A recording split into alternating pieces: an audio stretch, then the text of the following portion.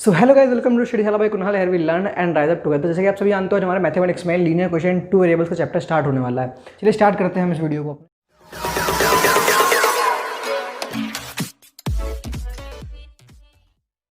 तो यहाँ मैं आपको अगर एक शॉर्ट रिवीजन दे दूँ कि क्या होता है बेसिक इसका, तो सबसे पहले हमने आपको बताया था कि अलजेब्रा जो है हमारी मैथमेटिक्स की है वो बेसिकली दो पार्ट में डिपेंड करती है। पहला है हमारा कांस्टेंट, दूसरा है हमारा वेरिएबल।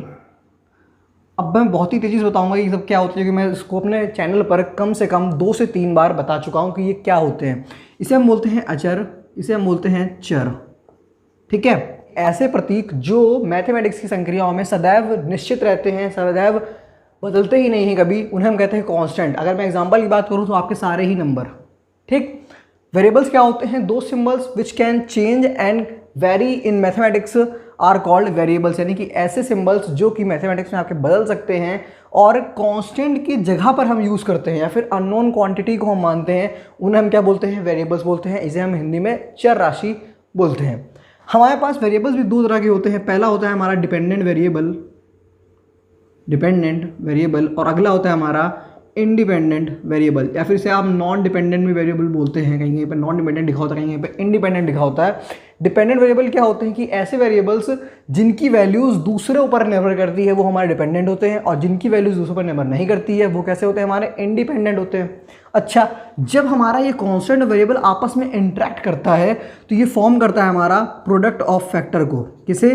ये फॉर्म करता है हमारे प्रोडक्ट ऑफ फैक्टर को, जिसे हम एक नाम से जानते हैं, वो है टर्म, यानी कि पद के नाम से भी इसे हम जानते हैं। यानी कि जब हमारा कांस्टेंट पार्ट वेरिएबल से इंटरेक्ट करेगा तो क्या फॉर्म करेगा? पद, यानी कि टर्म को फॉर्म करेगा। ऐसे अगर हम बात करें, कोई कांस्टेंट हमारे पास 2 है और वेरिएबल हमारा x है, तो जब ये 2 और x आपस में इंटरेक्ट करेगा तो ये क्या फॉर्म करा? 2x को फॉर्म किया, जो कि क्या कहलाता है? टर्म कहलाता है। अगली बात आती है हमारे कॉफिशिएंट की। कॉफिशिएंट क्या होता है? तो अगर हम बात करें वेरिएबल के कॉफिशिएंट की, तो वेरिएबल के साथ आपका जो कुछ भी मल्टीप्लाई में लिखा होता है उसे हम बोलते हैं उसका कॉफिशिएंट। जैसे कि अगर मैं बात करूँ उधर 2 इंटू एक्स की, तो हमारा वेरिएबल क्या है? x, और x के साथ मल्टीप्लाई में क्या क्या लिखा है? सिर्फ 2 लिखा है, तो यहाँ पे उसका कॉफिशिएंट क्या है? 2 है। ठीक है, अब अगली बात आती है हमारे इन टर्म्स की। टर्म्स में हमारे पास दो तरह के होते हैं। पहला होता है हमारा एक लाइक टर्म और दूसरा होता है हमारे पास एक अनलाइक टर्म।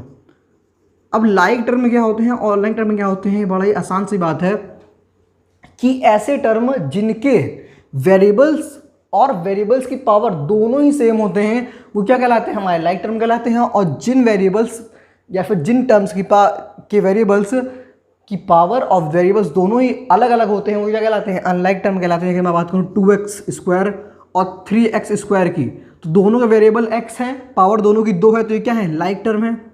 अगर मैं बात करूँ 2xy 3xy की, तो दोनों के वेरिएबल देखो सेम है, xy और दोनों की पावर दोनों जगह सेम है, तो ये क्या है? लाइक टर्म है।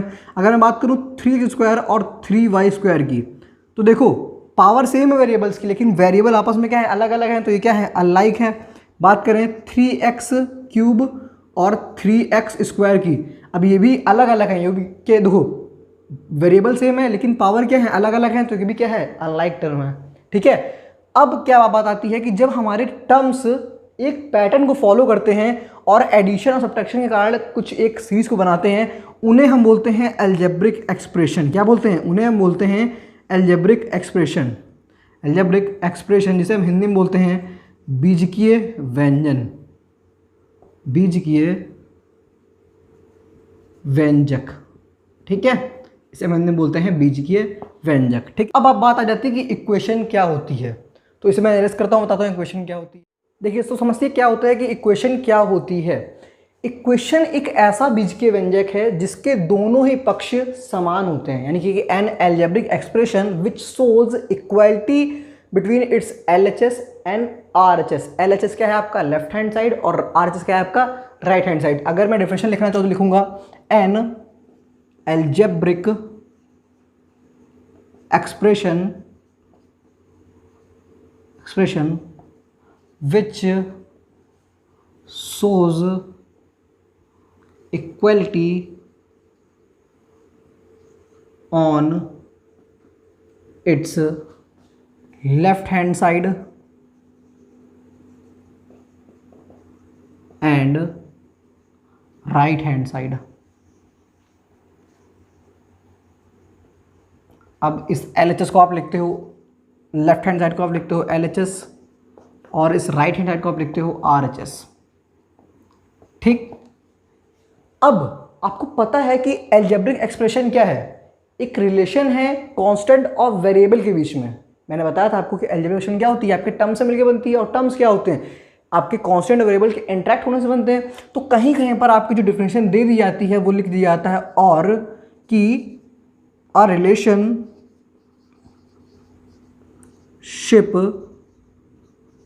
Between constants and variables which shows equality between its RHS and LHS। ठीक है, तो ये होती है आपकी इक्वेशन, यानी कि एक ऐसा बीजीय व्यंजक जिसके दोनों ही पक्ष समान होते हैं, यानी कि एक an algebraic expression which shows equality on it's both side, either LHS और RHS। ठीक, दोनों ही साइड्स क्या होती हैं, समान होती हैं। ठीक है, अब समझ लेते हैं कि हमारे पास इक्वेशन के कितने काइंड्स होते हैं। चलिए तो अब बात कर लेते हैं हमारे काइंड ऑफ इक्वेशंस की, कि हमारे पास इक्वेशन कितने प्रकार की होती हैं। हम इक्वेशंस को उनकी डिग्री के अकॉर्डिंग बांटते हैं, यानी कि अकॉर्डिंग टू डिग्री। अब बात आती है कि डिग्री क्या होती है। मैंने जैसे कि आपको जितनी बातें मैंने अब तक बताई थी ये मैं आपको पहले भी बता चुका हूँ, उसी तरह से मैंने डिग्री भी आपको बताई थी कि किसी भी एल्जेब्रिक एक्सप्रेशन में जो आपके वेरिएबल की हाईएस्ट पावर होती है वो क्या होती है, उसकी डिग्री होती है। ठीक, अब अगर डिग्री उस इक्वेशन की एक है, जैसे कि अगर मैं बात करूँ 3x + 4 = 0, ये क्या है, आपकी एक लीनियर इक्वेशन, वन वेरिएबल है। मैंने आपको उसका पूरा लेक्चर 2 पार्ट्स में बता रखा है, अगर जिसने नहीं देखा आप देख सकते हैं, जाके विजिट कर सकते हैं आके। अब यहाँ पर देखो आपका वेरिएबल क्या है, ये x है, इस x की मैक्सिमम पावर क्या है, 1 है, तो ये आपकी क्या हो गई, लीनियर इक्वेशन। ठीक, तो यहाँ पर पहला आता है आपका लीनियर इक्वेशन, सेकेंड आता है आपका क्वाड्रेटिक इक्वेशन, थर्ड आता है आपका क्यूबिक इक्वेशन। अगर मैं डिग्री की बात करूं तो डिग्री होती है आपकी highest power of variable, highest power of variable. ठीक, अच्छा, अब जो हमारी लीनियर इक्वेशन होती है वो हमारे कोर्स में 2 तरह की होती हैं। कितने तरह की होती हैं, 2 तरह की होती हैं। पहली होती है हमारी linear equation in one variable, जो मैंने आपको पढ़ा चुका हूँ मैं आपको अपने इस चैनल पर। अगली होती है आपकी लीनियर इक्वेशन इन 2 वेरिएबल। ठीक, लीनियर इक्वेशन जो 1 वेरिएबल है वो मैंने आपको बिल्कुल कंप्लीट बता रखी है अपने इस चैनल पर प्रीवियस 2 वीडियोस में। जिसने नहीं देखी है, अगर आपको बेसिक से बिल्कुल पढ़ना है उस चैप्टर को, तो आप जरूर विजिट कर लीजिएगा। मैं आपको यहाँ पर एक शॉर्ट फॉर्म बता देता हूँ कि मैंने क्या बताया था उन 2 लेक्चर्स में। देखो, जो आपकी लीनियर इक्वेशन 1 वेरिएबल होती है उसका जो जनरल फॉर्म होता है आपका वो क्या होता है, ax + b = 0, जो कि क्या है, लीनियर इक्वेशन है और 1 वेरिएबल में है, यानी कि जो आपका वेरिएबल होगा वो तो एक ही होगा और उसकी हाईएस्ट पावर क्या होगी, 1 होगी। जनरल फॉर्म आपकी क्या है, ये है। ठीक, ये आपकी जनरल फॉर्म थी। अब आपको यहाँ पर सोल्यूशन निकालना होता है, यानी कि यहाँ पर x क्या है आपका वेरिएबल है और a और b क्या है आपके रियल नंबर्स हैं। अगर मैं बात करूँ इस तरह से कि तो a क्या है आपका x का कोफिशिएंट है और b क्या है आपका x = 0 कोफिशिएंट है। अब मैंने आपको उसका सोल्यूशन करना सिखाया था। क्या सिखाया था कि आपको जो आपका वेरिएबल टर्म है उसे आप एक तरफ कर लो और आपका जो कांस्टेंट पार्ट है उसे आप एक तरफ कर लो, यानी कि आपने क्या करा था, ax = -b ले गए थे, क्योंकि यहाँ का प्लस उधर जाकर माइनस हो जाएगा। अब ये a इधर इंटू में है, इधर आके ये डिवाइड में आ जाएगा। तो ये आपका क्या आया था, जनरल सॉल्यूशन आया था। इसके बेसिस पे मैंने आपको वर्ड प्रॉब्लम सिखाए थे कि अगर आपको वर्ड प्रॉब्लम करनी है इसकी, तो सबसे पहले आपको उस वर्ड प्रॉब्लम का मतलब समझना होगा, उस वर्ड प्रॉब्लम से आपको इक्वेशन बनानी होगी और उस इक्वेशन को आप इस तरह से सॉल्व करोगे।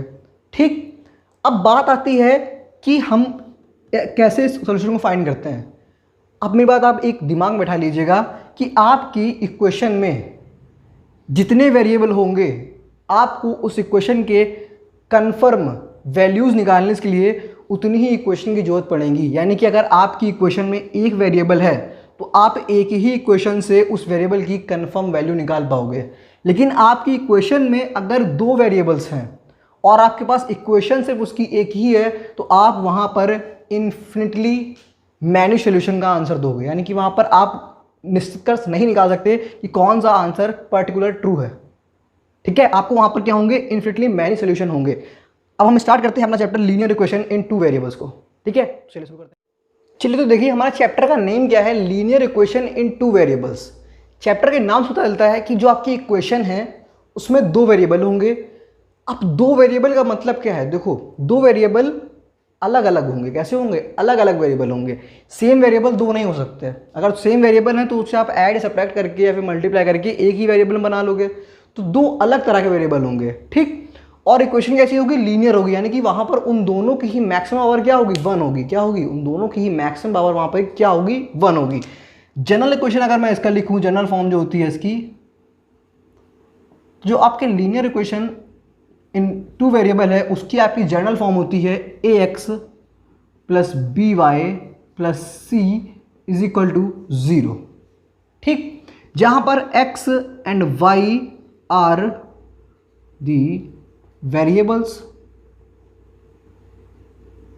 और a b c यानी कि and a, b and c are real numbers. A B C क्या आपके होंगे, वहाँ पे आपके रियल नंबर होंगे। और अगर मैं बात करूँ इस तरह से कि जो ए है आपका वो एक्स की पावर 1 का कोफिशिएंट है और जो बी है आपकी वाई की पावर 1 का कोफिशिएंट है और सी आपका क्या है, आप इस सी को दो नाम दे सकते हो, या तो कांस्टेंट पार्ट बोलोगे या फिर आप बोलोगे एक्स की पावर 0 का कोफिशिएंट। क्यों, क्योंकि सी के साथ आप इंटू 1 कर सकते हो और किसी भी वेरिएबल की पावर 0 क्या होती है आपकी 1, तो यहाँ पर आप उसे एक्स की पावर 0 और वाई की पावर 0 दोनों का ही कोफिशिएंट बोल सकते हो। ठीक, अब देखो यहां पर वेरिएबल कितने हैं, 2। जब आप अभी अगला चैप्टर पढ़ोगे इसका जो कि होगा pair of linear equation two variable, वहां पर आप पर्टिकुलर वैल्यू निकाल पाओगे। क्यों, क्योंकि आपको वहां पर दो वेरिएबल की दो इक्वेशन दे रखी होंगी। जैसे कि मैंने आपको बताया कि अगर एक इक्वेशन की एक वेरिएबल है तो आप उसी इक्वेशन से पर्टिकुलर वैल्यू निकाल पाओगे उस वेरिएबल की। लेकिन अगर एक इक्वेशन है और आपके पास वेरिएबल दो हैं तो आप वहां पर इन्फिनिटली मैनी सॉल्यूशन का आंसर दोगे। यानी कि अगर मैं बात करूं in linear equation in two variables has infinitely many solutions, जब तक आपके पास इसके दो इक्वेशन नहीं होंगे। आपको एक बात दिमाग में रखनी है कि अगर आपके पास कोई भी इक्वेशन इस तरह की है जिसमें जितने वेरिएबल हैं आपको उसके पर्टिकुलर वैल्यू निकालने के लिए उतनी इक्वेशन की जरूरत पड़ती हैं। अगर आपके पास एक इक्वेशन में 3 वेरिएबल हैं तो आपको उन तीनों के कंफर्म वैल्यूज निकालने के लिए उसको सत्यापित करती हुई 3 इक्वेशन होनी चाहिए। ठीक, अब मैं बात करता हूँ इसके जनरल क्वेश्चंस पर, टाइप्स ऑफ क्वेश्चन पे जो आपके बेसिकली पूछे जाते हैं। हम बात कर लेते हैं टाइप्स ऑफ प्रॉब्लम्स पे जो आपके पूछे जाते हैं लीनियर इक्वेशन टू वेरिएबल्स पे। सबसे पहले आपका पूछा जाता है राइट इन जनरल फॉर्म। यानी कि अगर आपको कुछ एग्जांपल लेके बताऊं तो मैं कह सकता हूं इस तरह से दिया हुआ क्वेश्चन कि मान लीजिए 25x plus 45y upon 5 is equal to 3/5। ऐसा क्वेश्चन कुछ दे देगा अजीब तरह से, इसे आपको जनरल फॉर्म में लिखना होता है। जनरल फॉर्म क्या होती है आपकी, ax plus B Y plus c होती है आपकी जनरल फॉर्म। इसे आपको इस फॉर्म में लेके जाना है तो आप क्या करोगे, देखो इसे आपको इस क्वेश्चन को आपको इस फॉर्म में लेके जाना है। आप क्या करो, ये 5 इधर डिवाइड कर रहा है, उधर जाके कहाँ चला जाएगा, मल्टीप्लाई में चला जाएगा। तो क्या बनेगा 25x plus 45y is equal to 3 into 5/5। ये 5 से कैंसिल हो गया। यहाँ क्या बचा आपका 25x plus 45y is equal to 3। या कि आ गई जनरल फॉर्म आ गई। अगला टाइप का क्वेश्चन क्या होता है आपका, फाइंडिंग कोफिशिएंट्स। यानी कि आपको कुछ इक्वेशन दे देगा और वहां पर आपको पूछेगा दोनों ही वेरिएबल के कोफिशिएंट्स। तो सबसे पहले आपको क्या करना होगा, आपको उसको राइट इन जनरल फॉर्म, यानी कि सबसे पहले आपको वहां पर जनरल फॉर्म निकालनी होगी। उसके बाद आप यहाँ कंपेयर करोगे। जैसे आपने मान लीजिए इस क्वेश्चन को आपको दिया था और बोला था कि इसके कोफिशिएंट फाइंड करो x और y के। तो आपने पहले क्या किया, इसका जनरल इक्वेशन फॉर्म निकाला, फिर आपने इस जनरल फॉर्म को कंपेयर करा, comparing it with ax plus by plus c is equal to 0 से। सबसे पहले आपने इनको, इस इक्वेशन को इससे जनरल फॉर्म से कंपेयर किया, तो आपको a बराबर मिला 25 और b बराबर मिला आपको 45। अब a क्या है आपका कोफिशिएंट ऑफ x और b क्या है आपका कोफिशिएंट ऑफ y, तो आप इस तरह से कोफिशिएंट्स का आंसर दोगे। अगली बात आती है आपकी कि check the values of variables. अब देखो, अगर मैं आपसे बात करूं, एक इक्वेशन मैं आपको देता हूं, देखो इस तरह से कि मैंने आपको दे दिया, मान लीजिए 3x plus 4 is equal to 13। ठीक, अब ये क्या है, लीनियर इक्वेशन है, इन वन वेरिएबल है। आप यहां पर इसे सॉल्व कर सकते हो आराम से, किस तरह से कि आप वेरिएबल फंक्शन को यानी वेरिएबल टर्म को आप एक तरफ रखो और कांस्टेंट टर्म को आप एक तरफ ले जाओ और आंसर निकाल लो, आपका आंसर निकाल आएगा। इसको आप इधर लेके जाओगे, आ जाएगा 9 और इस x को आप यहाँ अकेले करो, आपको मिलेगा 3, मिल जाएगा। लेकिन मैंने क्या बताया था आपके, अगर आपको दो वेरिएबल का एक इक्वेशन दे रखी है तो आप वहाँ पर कोई पर्टिकुलर वैल्यू नहीं निकाल सकते, वहाँ पर आपके पास इन्फिनिटली मैनी सोल्यूशन आएंगे। तो आपको क्या कहेगा कि आपको एक इक्वेशन दे देगा इस तरह से, मान लीजिए आपको ये इक्वेशन दे दी, ठीक, इस तरह से आपको इक्वेशन दे देगा और आपको वहाँ पर 2 पॉइंट दे देगा। पॉइंट क्या कि पहला जो होगा आपका, यानी कि आपका, मैं ऐसे कहूँ कि m/n आपको दे देगा, तो जो m होगा इस तरफ वाला वो आपके x की वैल्यू होगी और जो आपके n इस तरफ होगा वो आपकी y की वैल्यू होगी। आपको इन दोनों की वैल्यूज पर्टिकुलर स्थान पर प्लेस करनी है और अगर आपका आंसर इक्वल कर जाता है तो ये क्या होंगे, आपके सोल्यूशन होंगे, अगर नहीं करता है तो आपके सोल्यूशन नहीं होंगे। किस तरह से, एक एग्जाम्पल लेके बताता हूँ आपको। चलिए देखिए, अगर आपको दे रखा है, एग्जाम्पल लेके बताता हूँ आपको अगर इस बात का, कि आपके पास मान लो कोई क्वेश्चन दे रखी है ax plus by is equal to mn, ठीक, और आपको 2 पॉइंट दे रखे हैं कि m और n बताओ इस इक्वेशन के सोल्यूशन है कि नहीं। तो आप क्या करोगे, आप x बराबर रखोगे m और y बराबर आप रखोगे n। अगर इसे पुट करने पर आपको RHS बराबर मिल जाता है, यानी कि आप अगर एक तरफ पुट करते हो तो अगर आपका दूसरी तरफ आपका इक्वल दिखता है तो ये क्या होंगे, इसके सोल्यूशन होंगे। आप पुट करके देखो, यहाँ पर आपको क्या मिलेगा, am प्लस bn और इधर इक्वल में क्या है आपका mn है। क्या am प्लस bn mn के बराबर है, नहीं है, तो इसका मतलब क्या है कि जो आपके m और n है ये इस इक्वेशन के सोल्यूशन नहीं है। अगला एग्जांपल देखो आप इस तरह से कि आपको अगर दे दिया 4x plus 7y is equal to 15 और आपको पॉइंट दे दिए 2,1 कि चेक करो कि ये पॉइंट या फिर ये वैल्यूज इस इक्वेशन के सॉल्यूशन में एक है कि नहीं। तो आप क्या करोगे, जो आपका पहला वाला है इसे आप x के बराबर रख दोगे और जो आपका दूसरा वाला है उसे आप y के बराबर रख दोगे। आप पुट करोगे इन वैल्यूज को इन इक्वेशन में तो आपको पता चल जाएगा कि क्या ये पॉइंट इसके सॉल्यूशन है कि नहीं। आप पुट करके देखो तो आपको मिलेगा 4 × 2 प्लस 7 × 1। अब 4 × 2 क्या होता है आपका 8 प्लस 7 × 1 7 यानी कि 7 मिल जाएगा, तो यहाँ पर आ जाएगा 15। अब ये 15 इधर आया और यहाँ पर भी इक्वल में क्या है 15 है, यानी कि ये क्या है ट्रू कर रहा है, तो ये क्या होगा आपका एक सोल्यूशन होगा इस इक्वेशन का। इस तरह से आपको क्वेश्चन भी पूछे रहते हैं कि आपको एक इक्वेशन दे देगा, 2-3 पॉइंट दे देगा, आप दोनों तीनों जितने भी पॉइंट आपको दे रखे हों आप एक एक करके वैल्यूज पुट करना। अगर आपकी वैल्यूज के आंसर RHS और RHS इक्वल आता है तो वो के पॉइंट क्या होंगे, आपके सोल्यूशन होंगे। अगर RHS इक्वल नहीं आता है तो वो आपके सोल्यूशन नहीं होंगे। बस अगला चलता है हमारा ग्राफिकल रिप्रेजेंटेशन। ये हमारा एक थोड़ा सा समझने वाला टॉपिक है, इसे आप ध्यान से समझिएगा। इसे हम स्टार्ट करते हैं। तो समझते हैं कि graphical representation of linear equation क्या होता है, हम इसे किस तरह से करते हैं। इसे आप बहुत ही ध्यान से समझिएगा ताकि आपको पता चल सके अगर आप आगे भी इशू करोगे तो आपको दिक्कत नहीं होगी। देखो ये हमारा मान लीजिए कोई कार्टेशियन प्लेन है, ठीक, आपको इतना बात पता होगी। ये हमारा क्या होता है y एक्सिस होता है, ये हमारा होता है x एक्सिस। यहाँ पर जो आपकी वैल्यू चलती हैं एक्स की वो क्या होती हैं प्लस होती हैं, यानी कि यहाँ पर क्या होगा आपका सब कुछ प्लस में होगा, +1 +2 +3। और y का जो इधर का होता है वो क्या होता है आपका प्लस का होता है, यानी कि अगर ये +1 है ये +2 है और ये +3 है। x का जो इधर वाला पार्ट होता है वो क्या होता है आपका माइनस का होता है, नेगेटिव होता है, यानी कि -3 -2 -1। और y का आपका जो इधर वाला पार्ट होता है वो क्या होता है, माइनस का होता है, यानी कि -1 -2 -3। ठीक, आप इसे कितना भी आगे बढ़ा सकते हो, आपके ऊपर है बिल्कुल। ठीक, अब देखो इधर दोनों प्लस में है ना, तो इसे हम बोलते हैं प्लस प्लस। इधर ये प्लस में है, ये माइनस में है, लेकिन हम नोटेशन क्या करते हैं, हमेशा x, y नोटेशन करते हैं, तो यहाँ पर लिखेंगे हम माइनस कॉमा प्लस। इधर देखो आप दोनों ही माइनस में है, तो आप क्या लिखोगे, माइनस कॉमा माइनस। इधर क्या है, माइनस और प्लस, यानी कि आप पहले x वाला लिखोगे तो आप क्या लिखोगे, प्लस कॉमा माइनस लिखोगे आप। अब दूसरी बात क्या आती है कि आप जब भी x के डायरेक्शन में बढ़ोगे, x के डायरेक्शन में कोई भी नंबर लोगे, यानी कि जब आप जितनी भी दूरी तय करते हो उसे आप बोलते हो एब्सेसा, यानी कि x का जो आपका जो न्यूमरिक वैल्यू दिखाता है वो कैसे, क्या बोलते हो आप, एब्सेसा बोलते हो। ठीक, और जो आपका y एक्सिस का दिखाता है उसे आप बोलते हो ऑर्डिनेट। ठीक, ये थी कुछ बेसिक जानकारी आपके कोऑर्डिनेट ज्योमेट्री पे।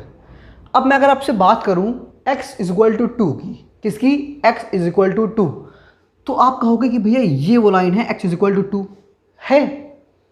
x = 2 का मतलब क्या है कि जो लाइन है उसने सिर्फ x को 2 पर कट किया है और कहीं पर भी कट नहीं किया, यानी कि y पे उसने कुछ भी कट नहीं करा। जो आपका y का कट है वो क्या है, 0 है।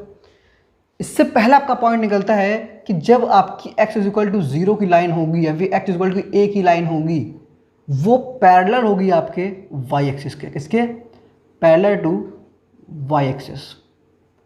ठीक, उसी तरह से अगर मैं बात करूं आपके y = 3 की, तो वो लाइन क्या होगी आपकी, इस तरह से निकलेगी। ये क्या है आपकी x = 2 की लाइन है, और ये क्या है आपकी y = 3 की लाइन है। जो y = 3 की लाइन है आपकी, वो क्या बता रही है कि उस लाइन ने x एक्सिस पर कोई भी कट नहीं किया है।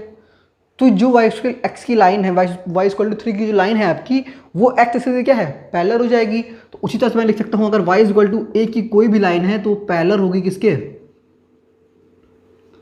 पैरेलल टू वो x एक्सिस के पैरेलल होगी। अब जो इसका रिप्रेजेंटेशन होता है और किस तरह से हम इसका रिप्रेजेंटेशन करते हैं उसको सीख लेते हैं। ठीक है, चलो देखो हम किस तरह से लीनियर क्वेश्चन इन 2 वेरिएबल्स को क्या करते हैं, ग्राफिकल रिप्रेजेंट करते हैं। जैसे कि अगर मैं पहला क्वेश्चन लूँ आपके लिए, 2x + 3y = 13। ठीक, अब देखो आपको इस इक्वेशन को ग्राफ पे रिप्रेजेंट करना है। आपने सबसे पहले आप क्या करा, ग्राफ बनाया आपने, इस तरह से कार्टेशियन प्लेन बना लिया आपने, x एक्सिस और y एक्सिस का। ठीक, यहाँ पर आप पॉइंट लिख लेना। ठीक, अब देखो मेरे को आपसे एक बात सोच के बताओ, जब आप कोई लाइन एक यहाँ पर ड्रॉ करोगे तो वो लाइन, मान लीजिए कुछ लाइन इस तरह से कुछ कट करेगी, मान लीजिए वो लाइन इस तरह से है। उस लाइन ने एक बार तो x एक्सिस पे कट किया होगा और एक बार y एक्सिस पे भी कट किया होगा।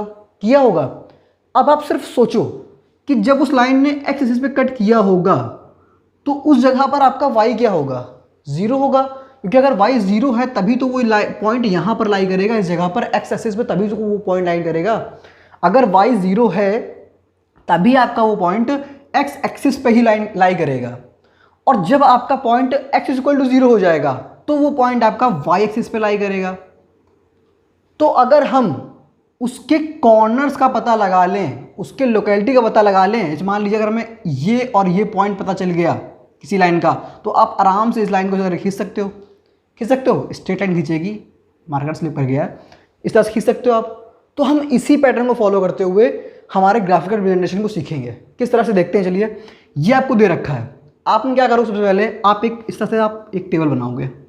ठीक, यहाँ पर आप इस तरह से कुछ खींच दोगे। देखो यहाँ पर मैंने लिखा x, यहाँ पर लिखा आपने y। अब आप क्या करोगे, put x = 0 to get y axis intersect. आप x = 0 रखोगे ताकि आपको y एक्सिस का इंटरसेक्शन पॉइंट मिल सके। जब आप इस इक्वेशन में x = 0 रखोगे तो आपको मिलेगा 2 × 0 + 3y = 13। ये जो 0 हो जाएगा तो आपको y = मिल जाएगा 13/3 मिलेगा, जो कि आपका कहीं ना कहीं लाई करता है 4.134 पे। ठीक, और हम एक बार पुट करेंगे, put y = 0 to get x axis intersect. हमें एक बार क्या करेंगे, y इक्वल टू 0 पुट कर देंगे ताकि हमें इस पॉइंट यानी कि इस लाइन पे जहाँ पे लाई कर रही है वो लाइन वो पता चल जाए। तो जब आप y इक्वल टू 0 पुट करोगे आपको मिलेगा 2x plus 3 into 0 is equal to 13। ये तो 0 हो जाएगा, x की वैल्यू आपको क्या मिल जाएगी, x इक्वल मिल जाएगा आपको 13/2 जो क्या का बराबर होता है 6.5 के। आप इस चार्ट को यहाँ लिख लो कि आपकी x इक्वल टू 0 पे आपका y बराबर क्या निकला था, 4.34 निकला था।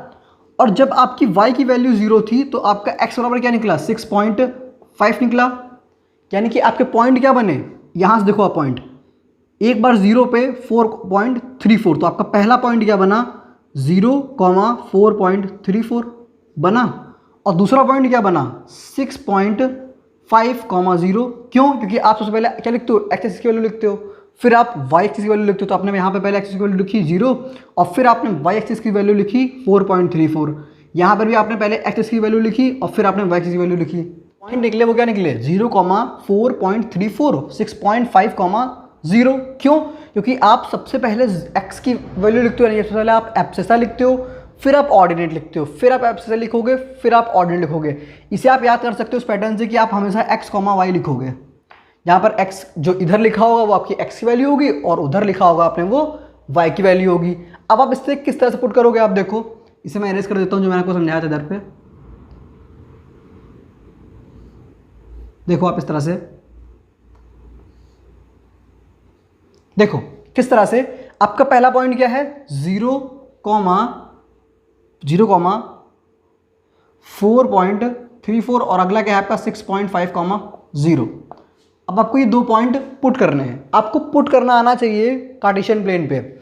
आपका 0 कहाँ पे होगा, देखो आपका जो 0 होगा वो एक्स एक्सिस पे 0 है, तो 4.34 कहाँ पे लाई करेगा, ये आपका 1 है, ये 2 है, ये 3 है।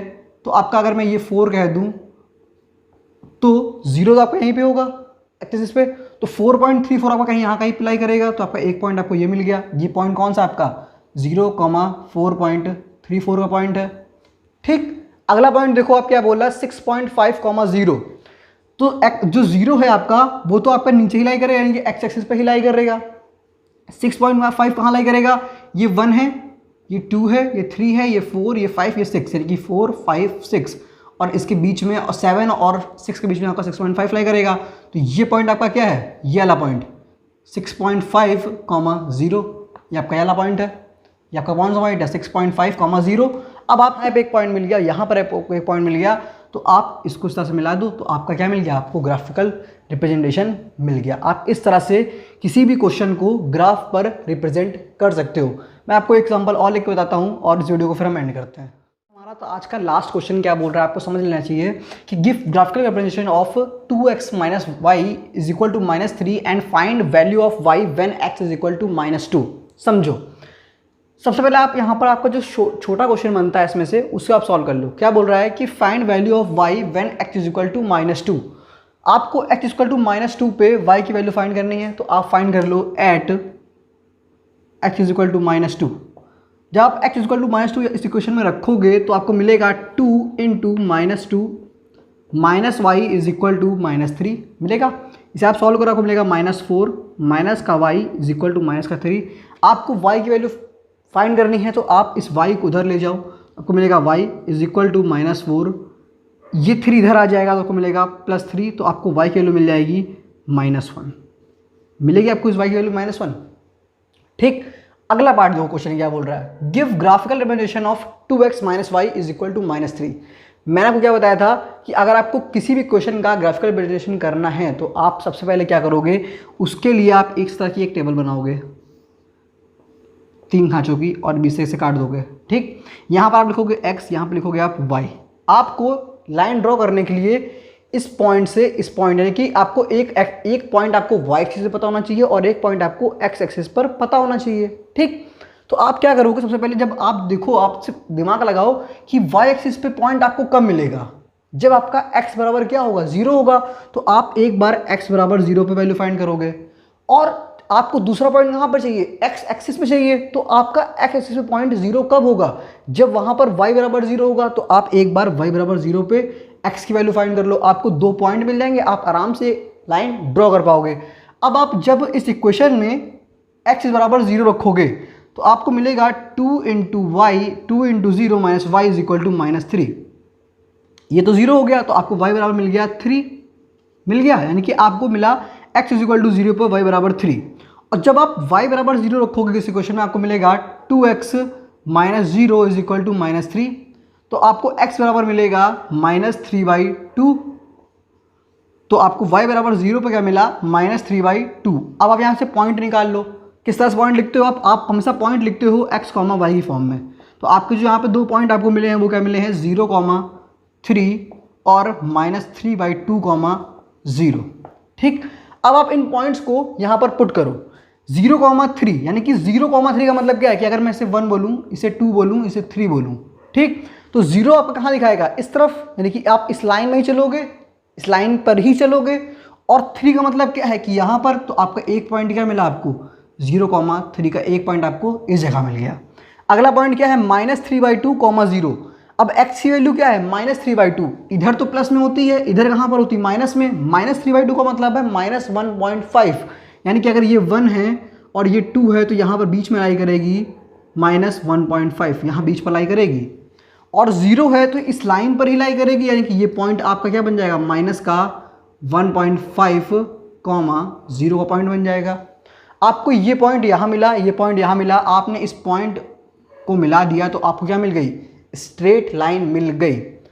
अब यहाँ से आपको एक पॉइंट पता चलना चाहिए कि जब भी जो भी पॉइंट किसी इक्वेशन को सेटिस्फाई करेंगे वो उस इक्वेशन के स्ट्रेट लाइन के ग्राफ में उस स्ट्रेट लाइन पर लाई करते होंगे। ठीक, ये बात आपको पता होनी चाहिए जब आपको क्वेश्चन को सॉल्व कर रहे हो, क्योंकि आपको कभी पूछ लेता है कि क्या ये, आपको कभी इस पॉइंट से पूछ लेता है कि पहले बोलेगा ग्राफिकल रिप्रेजेंटेशन दो, फिर आपसे कह देगा कि क्या ये 2 पॉइंट इस स्ट्रेट लाइन पर लाई करते हैं, तो आप उस दोनों पॉइंट्स को इक्वेशन में पुट करो। अगर इक्वेशन आपकी सेटिस्फाई हो गई तो वो 2 पॉइंट वो पॉइंट आपके लाइन पर लाई करेंगे, अगर सेटिस्फाई नहीं होती है तो आपके वो पॉइंट आपकी लाइन पर लाई नहीं करेंगे। दूसरी बात क्या आती है, अगर आपको कोई लाइन दे रखी है y बराबर x, तो आपको पता होना चाहिए कि ये लाइनें, यानी कि अगर इसका जनरल फॉर्म अगर लिखूं तो y बराबर mx, जहाँ पर m क्या है आपकी स्लोप है। इतना डीप में जाने की जरूरत नहीं है, जो कि अभी आपको यहाँ पर चैप्टर पढ़ना होगा स्ट्रेट लाइन का, क्लास 10th में ही चैप्टर है ये स्ट्रेट लाइन का, वहाँ मैं आपको एकदम डीप में पढ़ाऊंगा ये चैप्टर क्या होता है, कैसे करते हैं। आपको इतना जानने की होता है सिर्फ अभी कि अगर कोई लाइन आपकी y बराबर x या फिर y बराबर mx है तो वो लाइन आपकी इस फॉर्म की आपकी लाइन हमेशा आपके ओरिजिन से पास होती है। कहाँ से पास होती है, आपके मूल बिंदु से पास होती हैं। यानी अगर मैं लाइन लिख दूँ y is equal to mx lines always pass through origin, यानी कि मूल बिंदु से पास होती हैं, मूल बिंदु से गुजरती है। ठीक, तो इतना सा था इस वाली वीडियो के लिए। इस चैप्टर में इतने ही पॉइंट्स आपसे जो पूछे जाते हैं बेसिकली आपको पता होने चाहिए। मैं मिलता हूं आपके इसके नेक्स्ट वीडियो में, जहां पर मैं बताऊंगा pair of linear equation in 2 variables. वहां पर आपको ये चैप्टर कम से कम 2 पार्ट्स में जाएगा, क्योंकि वहां पर आपको कुछ अच्छे क्वेश्चन देखने को मिलेंगे और सोल्यूशन पढ़ने को मिलेगा पर्टिकुलर वैल्यूज पे। क्यों, क्योंकि आपको वहां पर 2 इक्वेशन होंगी। क्यों, क्योंकि पेयर ऑफ लीनियर इक्वेशन है तो आपको 2 इक्वेशन होंगी, 2 वेरिएबल होंगे, तो आप वहां पर दोनों ही वेरिएबल की पर्टिकुलर वैल्यू को फाइंड आउट कर पाओगे। अगर आपको वीडियो पसंद आई हो तो वीडियो को लाइक कीजिएगा, सब्सक्राइब कीजिएगा मेरे चैनल को, उस दबा दीजिएगा उस बेल आइकन को भी। मैं मिलता हूं आपको इसके नेक्स्ट चैप्टर में, तब तक के लिए गुड बाय।